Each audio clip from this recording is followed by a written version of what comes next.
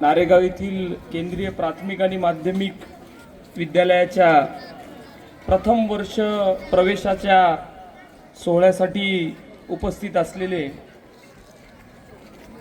महाराष्ट्राचे मंत्री माननीय अतुलजी सावे साहेब, मनपाचे आयुक्त अमोलजी येडगे सर, कल्याण नाना, गोकुळ मलके, मतीन पटेल आणि व्यासपीठावर उपस्थित असलेले सर्व मान्यवर, शाळेच्या मुख्याध्यापिका मापारी मॅडम, पांढरे साहेब, सांगळे, सर्व स्टाफ, पठाण सर असतील, सगळेजण, आज आनंद वाटला की क्रांतीज्योती सावित्रीबाई फुले यांना अभिवादन करून आपण या कार्यक्रमाला सुरुवात केली।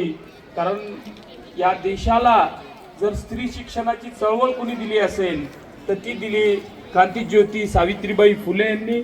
एकदा सगळ्या विद्यार्थ्यांना, बालमित्रांना मी त्यांच्यासाठी जोरदार टाळ्या वाजवायसाठी। ही नारेगावची शाळा खूप चांगल्या पद्धतीने चालते आणि इथला सगळा शिक्षक वृंद सुद्धा या मुलांच्या प्रगतीसाठी मेहनत करतो। सुरुवातीला मापारी मॅडमनी ज्या त्यांच्या प्रास्ताविकामध्ये 2 सूचना केल्या, त्या मी प्रशासनाला सूचना करतो की इथं लहान मुलांच्या पिण्याच्या पाण्याची व्यवस्था तात्काळ करायची मी आयुक्तांना पण सांगतो आणि ऑलरेडी मी DMC पांढरे साहेबांना पण सांगितलं की इथं प्यायचं पाण्याच्या बाबतीत मुलांची हेळसांड झाली नाही पाहिजे। ह्याच्यासाठी उद्यापासूनच त्याची व्यवस्था व्यवस्थित होईल। या शाळेचं एक कंपाऊंड नक्की असलं पाहिजे। कंपाऊंड नसल्यामुळं संध्याकाळी शाळा संपल्यानंतर इथं कोण कोण येतं आणि कोण कोण जातं त्याच्या सुद्धा तक्रारी प्राप्त होतात। त्याच्यामुळं इथल्या शाळेच्या या संरक्षक भिंतीचं सुद्धा, कंपाऊंडचं सुद्धा आपण या 1-2 महिन्यामध्ये पूर्ण विचार करून ते पण काम पूर्ण करू।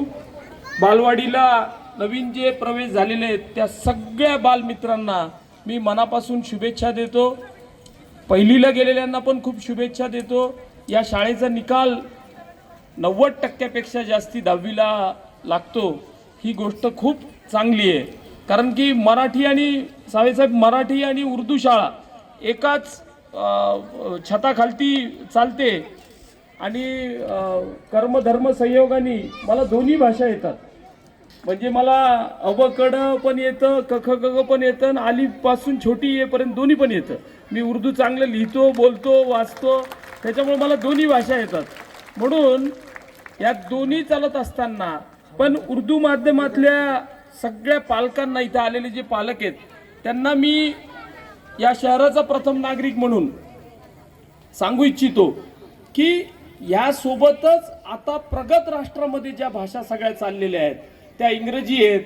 त्याच्याशिवाय तुम्ही पुढे नाही जाऊ शकत, तुम्ही त्याच्यात अडकून बसू नका। आता एक सबस्टॅन्शियल भाषा म्हणून तुम्ही तिला घेऊ शकता, परंतु तुम्हाला जर मुलांना शिकून पुढे जायचं असेल, कारण की खूप मोठ्या शाळेतले मुलं जीवनात प्रगती करतात याच्यावरती माझा बिलकुल विश्वास नाही। खूप फीस भरून मोठ्या शाळेत मुलांना शिकायला पाठवलं आणि त्याच्यात खूप प्रगती होते असं नाहीये। तुम्ही जर पाहिलं तर महाराष्ट्रातले सगळे IAS IPS ऑफिसर जेवढे तुम्ही पाहताल 50% 70% जास्ती हे सगळे जिल्हा परिषद आणि महानगरपालिका किंवा नगरपालिका शाळेचे विद्यार्थी आहेत। त्याच्यामुळं तुमच्या मुलांचं जर तुम्हाला भवितव्य घडवायचं असेल तर तुम्ही या 21व्या शतकामध्ये त्याच्या पुढे पाहताना हा जो देश माननीय पंतप्रधान नरेंद्रजी मोदी आणि महाराष्ट्राचे मुख्यमंत्री देवेंद्रजी फडणवीस साहेब आणि आपले नेते आणि मार्गदर्शक माननीय अतुलजी सावे साहेब यांनी या प्रत्येक शाळांना गेल्या 10 वर्षामध्ये सगळ्या पूर्ण या तिघांनी पण महाराष्ट्रातल्या सगळ्या शाळांना सक्षम करायसाठी अनेक पावलं उचलली। म्हणजे आता तुम्ही जर पाहिलं तर या शाळेला डॉक्टर बाबासाहेब आंबेडकर आदर्श शाळा 2.5 कोटी निधी, हे सगळं सरकार करतंय। कोणासाठी करतंय की समाजातल्या शेवटच्या घटकातला विद्यार्थी सुद्धा शिकला पाहिजे आणि तो जीवनात पुढे गेला पाहिजे. फक्त त्याचं माझ्या सगळ्या बसलेल्या विद्यार्थ्यांना आणि त्यांच्या पालकांना एक सांगणं आहे की जेव्हा सरकार किंवा महानगरपालिका एवढं करायचा प्रयत्न करते तर आपल्या मुलांना सुद्धा आपण शिस्त लावा, नागरिक शास्त्र शिकवा, त्यांना चांगलं वागायला शिकवा, उघड्यावर कचरा टाकू नये. हे आता या मुलांनी शिकवायचं त्यांच्या आई वडिलांना की उघड्यावर कचरा टाकला नाही पाहिजे, रस्त्यावर थुंकलं नाही पाहिजे.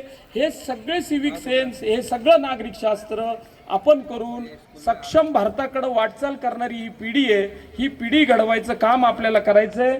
महापालिका या शाळांच्या बाबतीत अतिशय संवेदनशील आहे. मी अन्नामृतचं सुद्धा इस्कॉनवाल्यांचं अभिनंदन करतो की त्यांनी आता सकाळचा नाश्ता आणि गरम आहार हे दोन्ही पण चालू केलेले आहे. त्याच्यामुळे त्यांचं सुद्धा अभिनंदन आणि या शाळेची प्रगती हो अशा शुभेच्छा देतो. बालवाडीत आलेल्या आणि पहिलीत आलेल्या सर्व विद्यार्थी मित्रांना आणि मैत्रिणींना मी शुभेच्छा देतो. तुम्ही खूप शिका, पुढे मोठे व्हा. ही छत्रपती संभाजीनगर महापालिका कायम आपल्यासोबत राहील. एवढं बोलून मी माझ्या वाणीला विराम देतो. जय हिंद, जय महाराष्ट्र.